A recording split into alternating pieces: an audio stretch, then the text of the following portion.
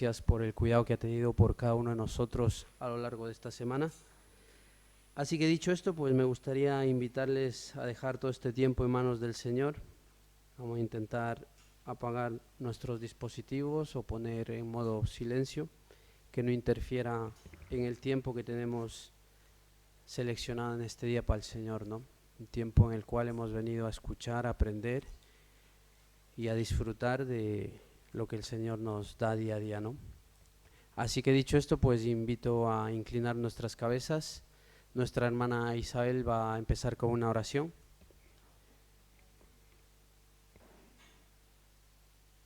Así que vamos a orar. Buenos días, amados hermanos, en el Señor Jesús. Damos gracias, hermanos, por esta mañana, estar aquí reunidos, que todo sea de muchas bendiciones para agradar a Dios. Estamos aquí unidos, hermanos, en el nombre del Señor Jesús, ese nombre, sobre todo nombre dado a los hombres en quien hemos podido confiar. Le agradezco, Señor, por esta mañana y que todo lo que hagamos sea de pura bendición. Recibamos las alabanzas, recibamos las prédicas, Señor, y en ese nombre bendito te alabamos, te glorificamos y te decimos gracias, Señor. En el nombre de Jesús, amado, gracias, Padre. Muchas gracias, hermana. Me gustaría invitarles a abrir nuestras Biblias en Juan capítulo 17, versículo 21. Como comentaba antes, cuando vemos la colaboración de los demás, cuando se expresa esa unidad, quizás es más eficaz y más fácil la situación que se está llevando, ¿no? Y uno de los ejemplos, como comenté antes, era ver la participación de los jóvenes, de los adolescentes, y ver esa unidad, pues nos da un ejemplo a cada uno de nosotros de cómo es mejor, ¿verdad?, una unidad para poder llevar cualquier proceso, ¿no? Y en Juan capítulo 17, versículo 21, Juan capítulo 17, versículo 21 dice: para que todos sean uno, como tú, oh Padre, en mí y yo en ti, que también ellos sean uno en nosotros, para que el mundo crea que tú me enviaste. Simplemente me gustaría resaltar la unidad que nos muestra, ¿no? Que hoy en día, como dije antes, tenemos un ejemplo, ¿no? Tenemos una reunión extraordinaria, una reunión que ha sido avisada con poca antelación. Necesitamos un compromiso, una unidad del resto de los hermanos que son miembros de la iglesia, ¿no? Y esta tarde, como dije antes, pues no es una invitación, ¿no? Es una obligación de mostrarnos esa unidad como iglesia y poder ver las decisiones que afecten o que sean mejor para cada hermano, ¿no? Y dentro de la iglesia. Y sobre todo quería recalcar eso, ¿no? Que con la unidad, cualquier cosa que hagamos y el compromiso, pues podemos llevar adelante cualquier programa, por ejemplo, cualquier decisión, por ejemplo, o cualquier cosa que estemos haciendo delante del Señor.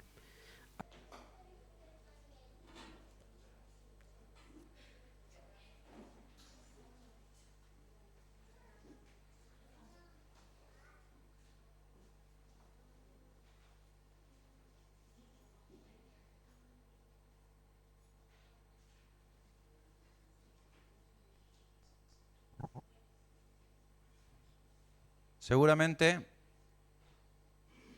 casi todos habréis estado en un velatorio. Seguramente. Y seguramente, por eso he dicho casi todos, porque los niños seguramente no es un sitio para llevarlos. Pero seguramente lo que habéis hecho ha sido estar acompañando a la familia y recordando a la persona fallecida. Y como decía mi suegro, hay que morirse para ser buena persona. Porque cuando uno se muere es cuando es bueno. Jesús no tenía que morir. Jesús no necesitaba morir. Jesús quiso morir. Es la diferencia a nosotros. Nosotros no queremos morir, pero Jesús quiso morir para darnos a nosotros vida eterna. No es que le recordemos ahora, o no es que recordemos su muerte y su resurrección, porque Jesús fuera o hubiese sido una buena persona, sino que recordamos la muerte y la resurrección de Jesús porque es Dios. Porque es Dios encarnado en la persona de Jesucristo, muriendo en la cruz para darnos a nosotros vida eterna. Y lo que hacemos ahora es simplemente eso, recordar lo que Jesús hizo, recordar el sacrificio que Él hizo en la cruz, recordar que Él cargó en sí todos nuestros pecados, todas nuestras enfermedades, todas nuestras miserias, para no imputarnos a nosotros nada, sino que se le imputase a Él, que fuese Él quien pagase el precio que nosotros teníamos que pagar. Y como digo, hoy recordamos, y cada vez que celebramos esta cena, cada vez que estamos aquí para participar de los símbolos, lo que hacemos es recordar lo que Jesús hizo. Recordar que Él quiso morir. Y recordar que Él, antes de morir, quiso tener esa última cena con sus discípulos. No para que luego sus discípulos cenasen todos los domingos o lunes y demás, pues recordando esa cena que habían hecho, que habían comido y bebido, no, sino para recordar lo que Jesús iba a hacer. Para que cada vez que se celebrasen esa cena, recordasen lo que Jesús hizo. Y hoy es lo que hacemos nosotros, recordar lo que Jesús hizo.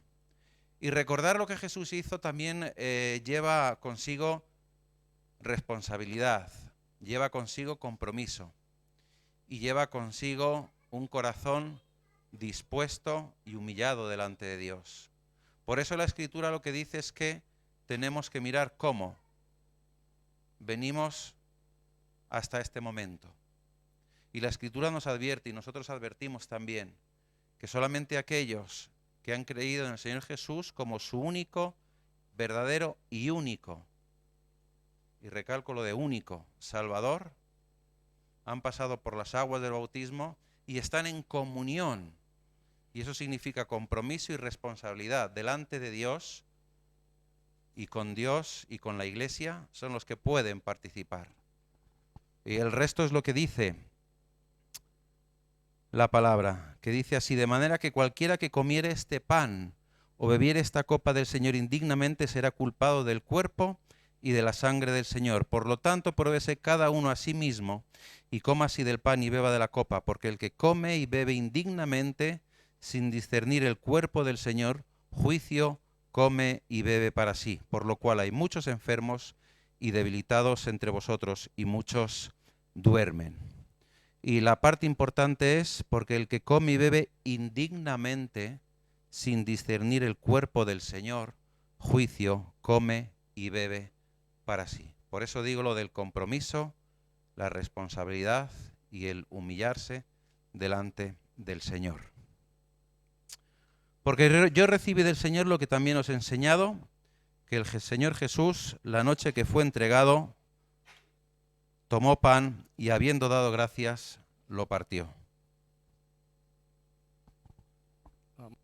Padre eterno de la gloria, te damos las gracias, Dios, como siempre, por estos símbolos, Señor, que representan espiritualmente el cuerpo y la sangre de tu Hijo, dados en esa cruz por todos nuestros pecados, Señor, que merecíamos nosotros cargar, Señor, pero Él lo hizo con mucho amor, y ese amor nos tiene hoy aquí, dándote las gracias, Dios, por bendecirnos, Señor, con la vida que nos has dado y por la familia que tenemos. Bendito Padre, gracias por el sacrificio perfecto que tú has hecho, Señor Jesús, por todos nosotros. Te adoramos y bendecimos. En el nombre de tu Hijo, Padre amado, te damos las gracias. Amén, amén.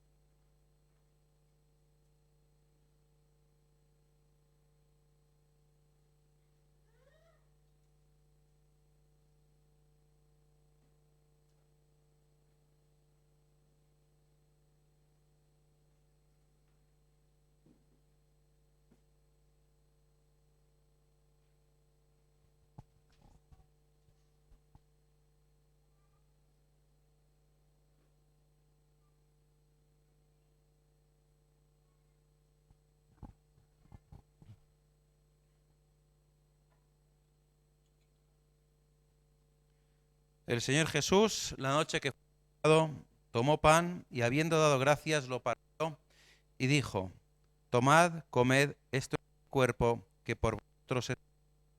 Haced esto en memoria de mí.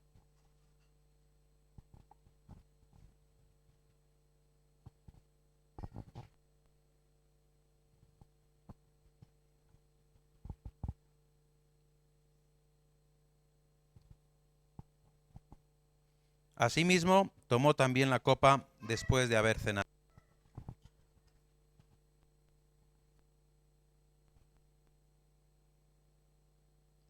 Señor, queremos darte las gracias por poder compartir otra vez estos símbolos que nos dejaste, Señor, para que recordáramos, Señor, tu sacrificio en la cruz, para que recordáramos la obra tan grande que hiciste y que tú voluntariamente, como decía el hermano, decidiste subir a la cruz, ir a la muerte, aunque no te merecías, aunque no tenías pecado, Señor, sino por limpiarnos, por darnos la salvación a todos los que confiamos en ti. Ayúdanos, Señor, a recordarlo cada día, y hoy lo manifestamos juntos, Señor, como pueblo tuyo, que solo por tu gracia se puede llegar al Padre, que solo por la obra que tú hiciste en la cruz se pueden limpiar nuestros pecados, porque todos somos pecadores indignos y ninguno de nosotros nos podríamos mantener delante de ti si no fuera por la obra de Jesús en la cruz, Señor. Renuévanos, Señor, llénanos de tu espíritu, ayúdanos a permanecer en los caminos, Señor, como decía el hermano Jair la semana pasada, como discípulos tuyos. En tu Hijo Jesús, amén.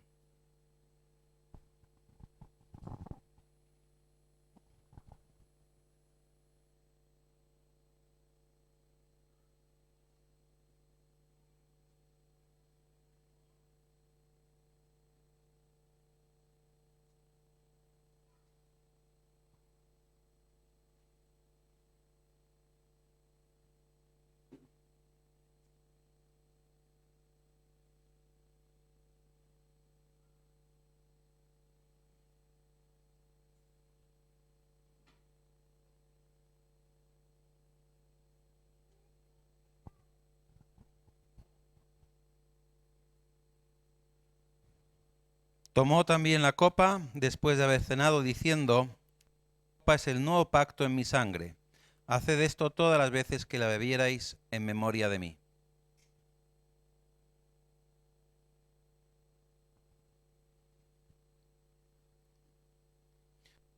Pues, todas las veces que comierais este pan, y bebierais esta copa, la muerte del Señor anunciáis hasta que Él venga.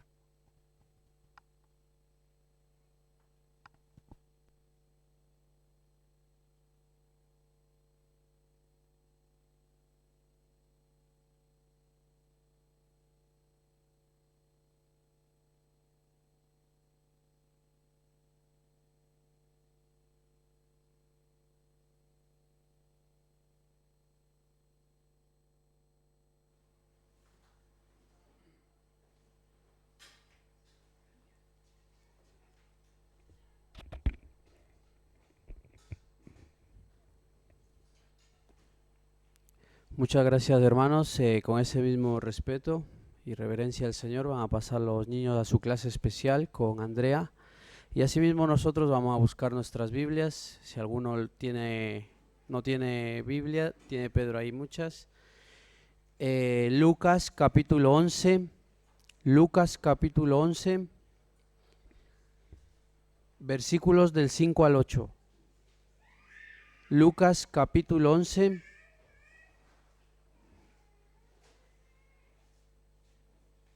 Versículos del 5 al 8. Dice la palabra del Señor así. Lucas 11, 5 al 8, ¿vale? Les dijo también: ¿quién de vosotros que tenga un amigo va a él a medianoche y le dice: amigo, préstame 3 panes, porque un amigo mío ha venido a mí de viaje y no tengo que ponerle delante?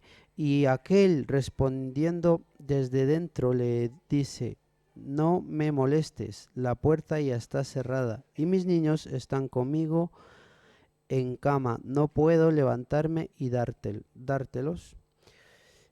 Os digo que aunque no se levante a dárselos por ser su amigo, sin embargo, por su importunidad se levantará y le dará todo lo que necesite. Hasta aquí la lectura.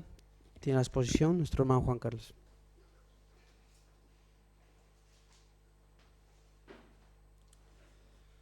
Muy buenas, mis hermanos. Es un gusto poder estar aquí con todos vosotros. He llegado anoche muy tarde, eso de las 10:30, más o menos, hasta buscar las maletas y todo. Pues he estado en casa a las 12 y hablando con mi hijo, que hace tiempo tampoco nos hemos visto, pues hasta las 3 de la mañana, más o menos. Así que, bueno, quería imprimir la predicación, siempre la escribo, pero no sé por qué no me funcionó. Así que me traje el ordenador para poder seguir de ello. Tengo mucho que contar, la verdad. Hay muchas cosas en estos 2 meses y 4 días, creo que es, que he estado allí en Alemania, juntamente con mi familia, y también haciendo algunos viajes, ¿no?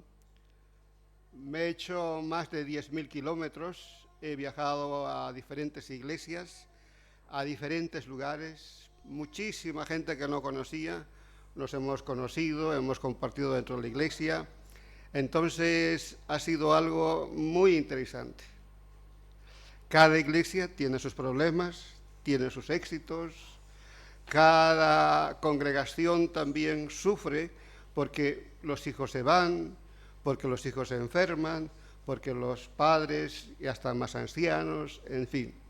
La vida en sí es la misma que aquí, los problemas, los éxitos y todo ello, ¿no? Y puedo decir que muchas de las iglesias de las que he visitado, pues están orando por todos nosotros, por las necesidades, por todo lo que nosotros pedimos. Así que, en una manera, estamos acompañados por muchísimos hermanos. Aunque no os conocéis, no os conocen también a vosotros, pero están en su lista de oraciones. Vamos a orar y vamos a pedirle a nuestro Señor que Él que pueda dirigir nuestros corazones cuando toquemos, hablemos su palabra. Porque a eso hemos venido, a eso nos ha guiado el Señor y esta es la oportunidad que nos da. Señor, eres tú el que hablas a través de tu propia palabra, el que nos administras, el que entras a nuestro corazón, el que nos das a conocer, Señor, tu grandeza y nos traes aquí. Y nos das también, Señor, esa facilidad de poder escucharte, pero te rogamos, Señor, que escuche nuestro corazón, que seas tú el que pueda darnos la alegría y cuando salgamos, Señor, digamos, realmente has estado hoy con nosotros. Ayúdame también a mí, Señor, en la exposición y sé tú el que lleva el control. En el nombre de Cristo, Señor. Amén. Pues he preparado algunas diapositivas y, como veis, hay un título por allí. Entonces, esa es la predicación. Ella habla sobre la oración. Tengo que decir que este año, 2025, tanto para Areli como para mí, pues es unos años que se llegan a cumplir 34 años de ministerio como misionero en España y en muchos lugares. También tengo que decir, después de haberme mudado más de 25 veces, de casa en casa, de provincia en provincia, comenzando desde Valdepeña, Pamplona, Valencia, Almería, Salamanca, Móstoles, Colmenar ahora, tengo que decir que en todas las mudanzas Dios me ha regalado unos buenos vecinos. Unos buenos vecinos que incluso algunos buenos vecinos han llegado a ser como unos familiares. Y se ha concretado, he experimentado lo que dice el texto: mejor es el vecino cerca que el hermano lejos. ¿Habéis experimentado vosotros? Quizás, ¿no? Hay algunas personas que se portan verdaderamente como familia. Acuden cuando le necesitas. Se preocupan. A pesar que nuestra familia lo podéis haber hecho también así. Nuestros hermanos, primos, en fin. Pero como venimos de tan lejos, ellos no pueden estar. Y allí cumplen una función muy peculiar a la cual nos ayuda. Quizás las madres puedan decir al vecino, mira, recógemelo a mi hijo, o si mi hijo va por allá, dale la llave. O incluso algunos vecinos pues le dan una comida o algo al niño hasta mientras la madre va o le cuida. Hay buenos vecinos. Yo no me puedo quejar. Gracias a Dios hemos tenido una buena relación con algunos. No digo con todos, pero con algunos.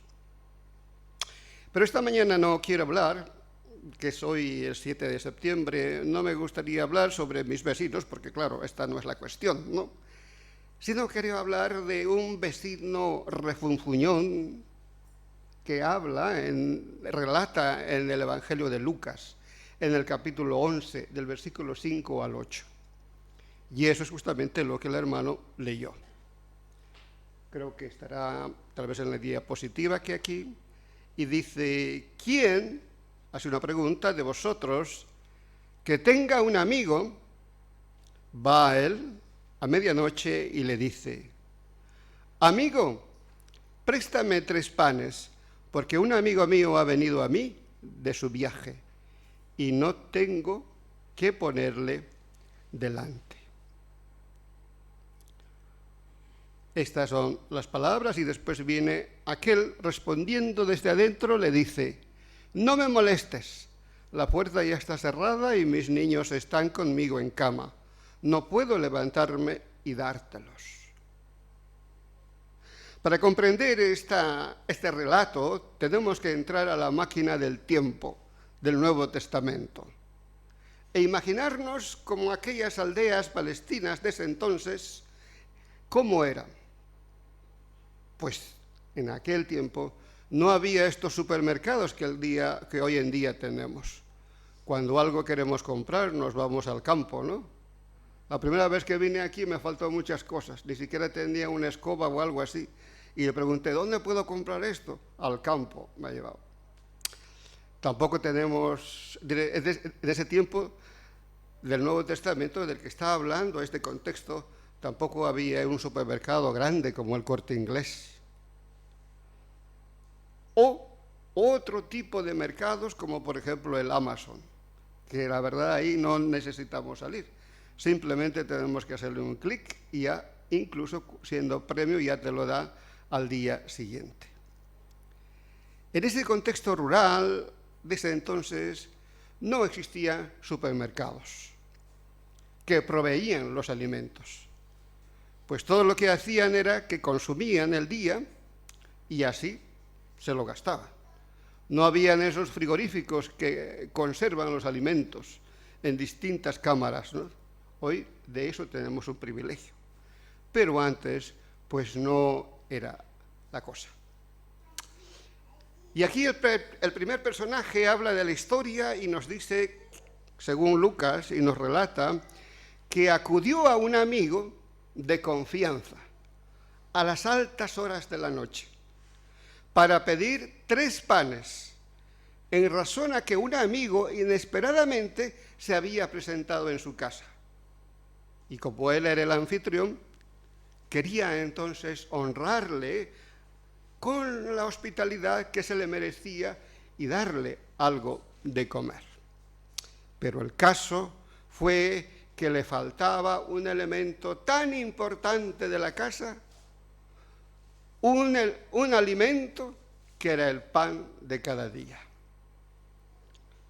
Pues sin el pan, sin el acompañamiento del pan, el resto de la comida no era lo mismo. Así, para que sepa la comida a verdad, faltaba el pan. En una de estas diapositivas me gustaría también mostrar un elemento tan principal en el lugar donde nació mi mujer, que son las tortillas. No sé si hay aquí una hondureña, por aquí, sí, ¿no? Las tortillas allí es un elemento fundamental a la hora de la comida. Es algo habitual, es algo que no debe faltar en la mesa. Yo no la conocí.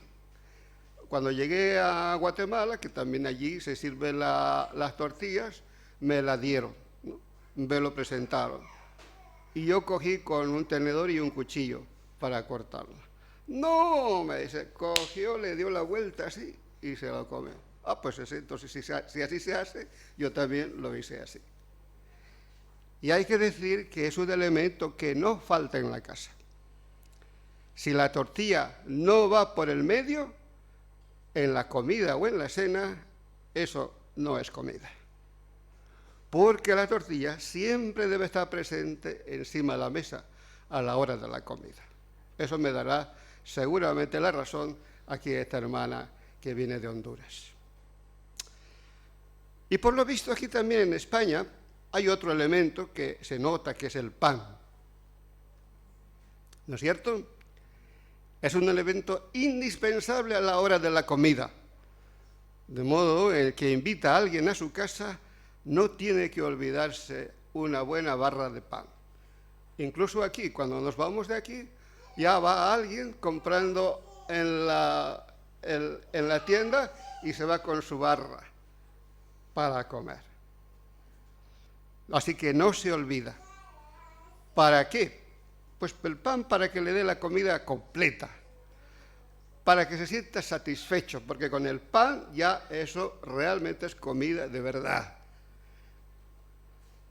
En esa misma manera, el hombre de esta historia lucana, sin timidez y vergüenza alguna, quizás por la confianza que tenían entre estos vecinos, toca la puerta de su amigo a altas horas de la noche. ¿Y por qué? Por 3 panes, por 3 simples panes. Y le dice, amigo, préstame 3 panes, porque un amigo mío ha venido a mí de su viaje y no tengo que ponerle delante. Y como es de esperar, a tales horas de la noche, el amigo vecino le contesta agriamente a ese supuesto amigo. ¿Y qué le dice? No me molestes. La puerta ya está cerrada y mis niños están conmigo en la cama. No puedo levantarme a dártelos. Hay que tener en cuenta que en aquel tiempo también las puertas de las casas se cerraban con unos enormes troncos cruzados. Entonces, para quitar esos troncos de madera era un fastidio. El ruido que ocasionaba en quitar esos enormes cerrojos, por lo que despertaría al resto de sus hijos. Así que este vecino le dice alto y claro, y de una manera enérgica y seriamente, no me molestes. No me molestes, le dice. Pero finalmente esta historia, que es de suspense, termina con una conclusión que le da Jesús en este mismo capítulo. En el versículo 8 le dice, os digo que aunque no se levante a dárselos por ser su amigo, sin embargo, por su inoportunidad se levantará y le dará todo lo que necesita. Así concluye Jesús con estos versículos. Y ahora bien, dicho lo anterior, a primera vista parece que la persona que insiste a su amigo de una manera tan cansina, tan pesada, tan inoportuna, parece que fuese la clave de la enseñanza de este texto. Pero mirando de una forma determinada, esta historia tiene otro enfoque. No es en la insistencia de la persona que pide 3 panes para su amigo, sino es en la actitud y la razón final por qué aquel vecino gruñón finalmente se levantó. según el versículo 8 lo dice, ¿no? Os digo que aunque no se levante a dárselo por ser su amigo, sí responderá, sí se levantará. Pues como dije ya al inicio de esta predicación, nos es necesario ver el trasfondo del contexto cultural en esta historia, entendiendo en aquel entonces qué era lo importante. Lo importante era la hospitalidad. La hospitalidad era tan importante, muy importante, que el que no correspondía con esa hospitalidad se estaba jugando a confrontarse la vergüenza y la deshonra social. Y por supuesto, nadie quería pasar ese tramo de vergüenza y de deshonra de toda esa sociedad rural al no responder con hospitalidad. Por eso entonces salió este amigo y fue rápidamente, le dijo, préstame, dame algo, no tengo yo. No quería faltar a esa hospitalidad. Es por eso interesante en la parábola, de una manera tal vez parafraseada también, de una manera retórica habla Jesús a los oyentes y le dice así: ¿quién de vosotros tiene un amigo que aunque sea a medianoche por necesidad a los oyentes, diciendo, dame 3 panes, y se enfada y no le da? ¿Quién de vosotros tiene un amigo tan majadero que daría una respuesta semejante, negativa, en contra de la costumbre de la hospitalidad en nuestra aldea? A ver, ¿quién tiene de vosotros esa clase de amigo rebelde que va en contra de la sociedad? Y la respuesta es obvia. Nadie tiene un amigo, un amiguete, simplón, descarado, desmedido, hostil, que haga estas cosas contra la hospitalidad, que justamente era el emblema de la aldea. Pues hacer eso era ir en contra de esa aldea. Era una traición. Pues nadie en este contexto del Medio Oriente haría esto, un defraude, y mucho más a un amigo en su necesidad, aunque sea por simple 3 panes. Y en caso que lo hiciera, entonces caería en la desvergüenza y en la deshonra por no haber correspondido a un amigo como se merecía. Y aquí algo mueve también la historia y dice Jesús, por eso os digo que aunque no se levante a darle pan por ser amigo suyo, se levantará, porque es una obligación la hospitalidad ante la vergüenza social, y le dará cuanto necesite. No quería pasar esa vergüenza, entonces, bueno, pues se levantó y lo que pida, ¿no? Porque aquí yo, si no te doy, me voy en contra de eso. Y ahora viene un interesante versículo al cual Jesús nos dice en el versículo 9, siempre el capítulo 11 de Lucas. Y dice así: así que yo os digo, pedid y se os dará. Buscad, hallaréis, llamad y se os abrirá la puerta, porque todo el que pide recibe, y el que busca encuentra, y al que llama se le abre. Es interesante, estos versículos parece que contradicen, pero tiene su fundamento. El filósofo Séneca cuenta que en aquellos tiempos habían unos paganos, unos súbditos de unos dioses que cansaban con sus plegarias a estas enormes estatuas que habían, pues pensaban que con esa insistencia controlarían a estas fuerzas divinas, forzando para que obren a su beneficio y a su placer y a su costa a estos ídolos. Ante ese tipo de pensamiento pagano, Jesús enseña en esta parábola que la oración no es en sí la palanca espiritual o el martillo neumático para perforar la voluntad de Dios, para que actúe a favor nuestro. La insistencia en sí no está enseñando. La oferta de pedir a Dios entonces no es de retorcer las plegarias con ímpetu, con valentía, para que conozca nuestros derechos, nuestras necesidades, como si Dios fuese sordo o ciego. Pues no depende de nosotros, depende de la bondad de Dios y no del ardor y del candor implacable en que se le pida.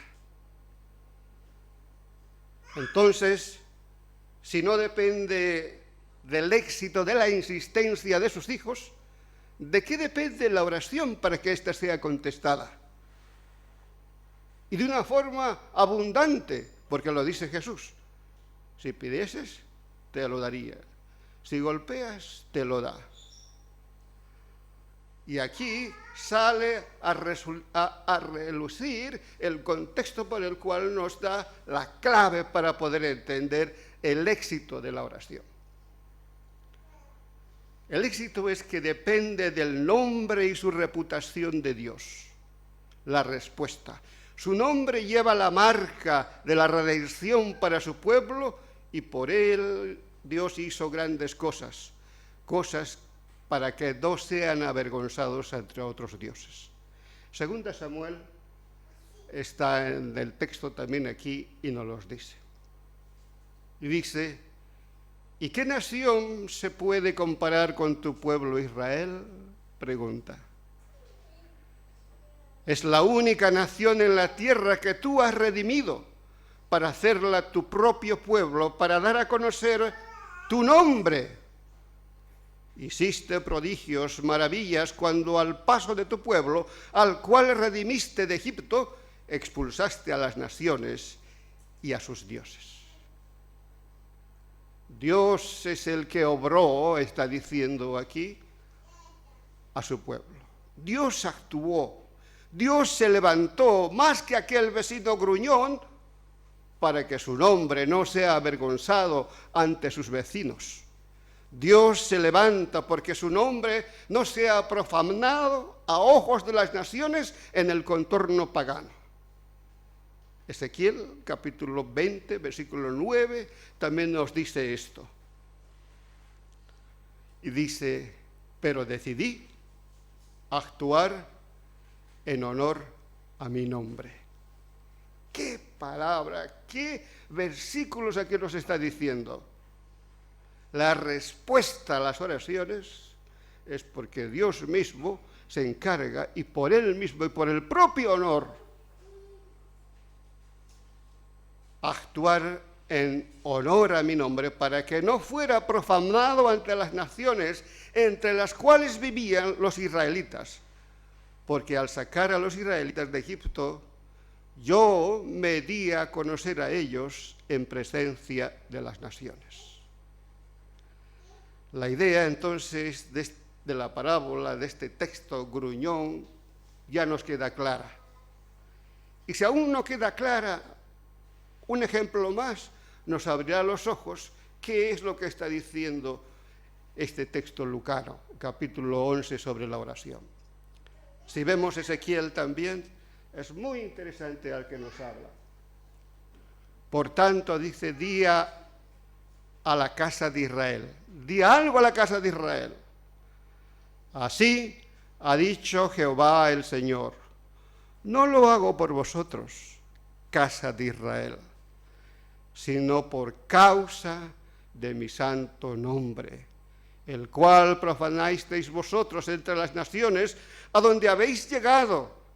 Santificaré mi gran nombre, profanado entre las naciones, el cual profanasteis vosotros en medio de ellas. Y sabrán las naciones que yo soy Jehová, dice Jehová el Señor, cuando sean santificados vosotros delante de tus ojos. Entonces nos da a conocer algo muy fundamental. Dios no responde a nuestras oraciones por lo que valemos, somos, tengamos, nuestros derechos de hijos, nuestra lista urgente de peticiones. No, ni por insistente ni por cansino, porque la propia texto no nos dice eso. Dios responde las plegarias nuestras por Él mismo, por su honor, por su nombre ante las naciones y ante los reinos, cualquiera que sea.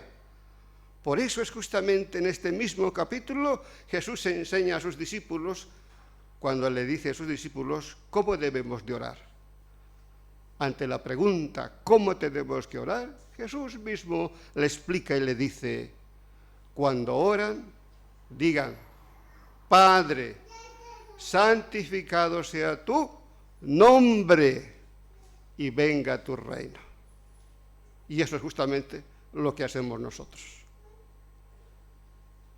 En otras palabras, si la plegaria de la oración no lleva el propósito de la extensión del reino de Dios y de su nombre, las oraciones no tendrán respuesta, por más insistente y lloriquez, pues se escuchará una voz como un vecino gruñón: no me molestes, la puerta está cerrada. Pero si la oración tiene ese propósito de purificar, de santificar a Dios, sobre todo de la extensión del reino de Dios, allí donde vayas, entonces Dios te va a honrar en su nombre y responderá a tu oración y te lo dará. Pídeme, yo te doy. ¿Qué quieres? Aquí está. En ese mismo texto también es algo interesante cuando lo dice, ¿no? ¿Qué padre da en vez de un pan una piedra? ¿Qué padre da en vez de una carne una víbora? Es un símil, es algo que no ocurre. Todos estos tipos de ejemplos nos da a entender, ¿no? Cosas como estas, como los 3 panes, que puede ser poco, pero da unos ejemplos por los cuales algo en el trasfondo nos está diciendo que lo principal en la oración es poner lo principal y el objetivo, porque Dios ha enviado a su Hijo Jesucristo, que es la extensión de su reino. Y la verdad, tenemos que decir que se nos olvida, ¿no? Primero en nuestra lista ponemos yo, y yo, y yo, y más yo, y más yo. ¿Y Dios qué? ¿Y cuál es el objetivo del cual ha sido enviado Jesús? ¿Y cuál deberíamos orar y obrar? Pues por eso dice.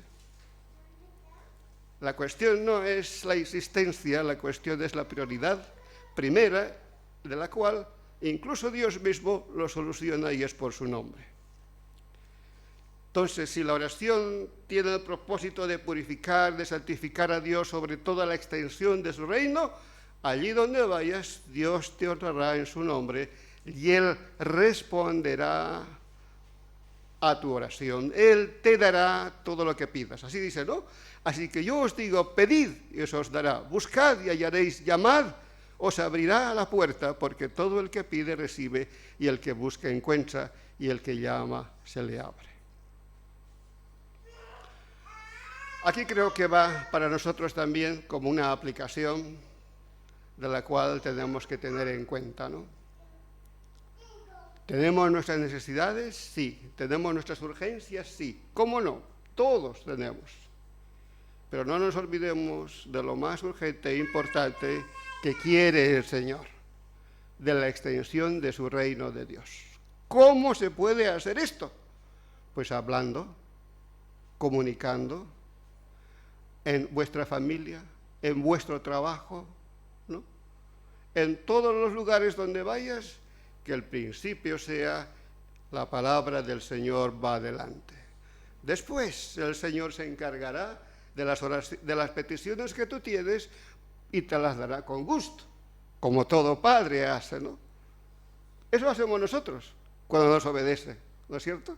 Le damos su recompensa. ¿Y cómo estamos tan contentos cuando nos obedecen? Cuando buscan sus prioridades, cuando saben marcar, cuando llevan, pero cuando no, pues mira, que digan lo que digan, pero si no ha hecho su responsabilidad, ¿para qué? Decimos, ¿no? En ese sentido, claro, no lo dice así el Señor porque es misericordioso y nos da más de lo que necesitamos, pero nuestra forma como hijos es otra. También como iglesia tenemos que decir,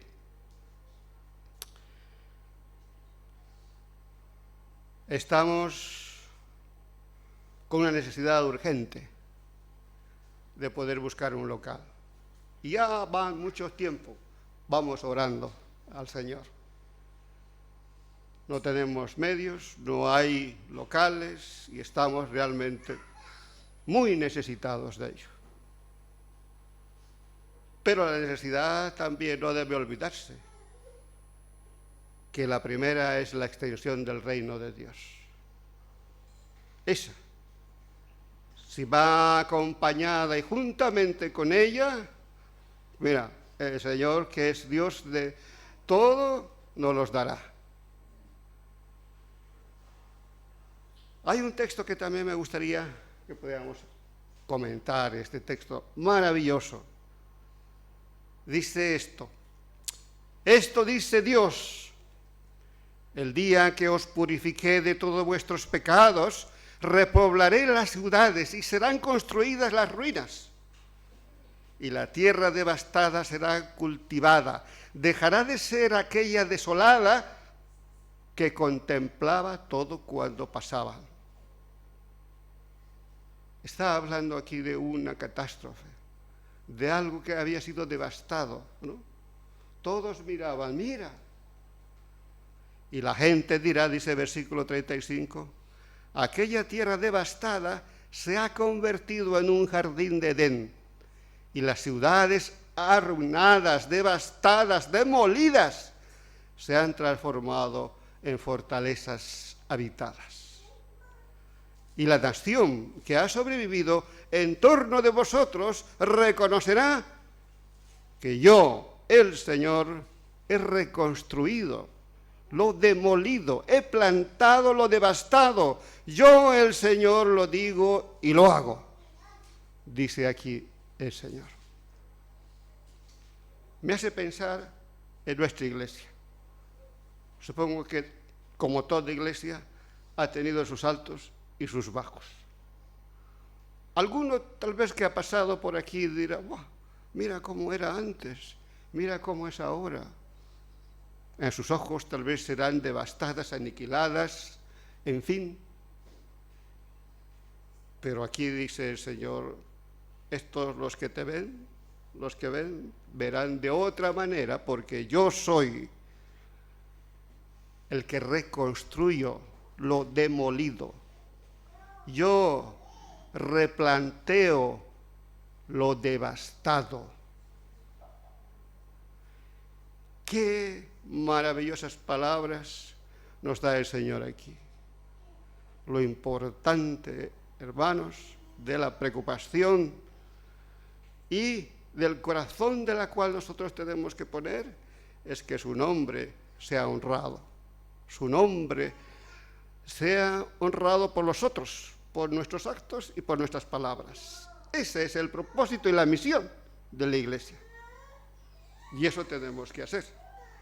Y después la congregación recibirá del Señor lo que Él mismo disponga, pero seguramente abundante.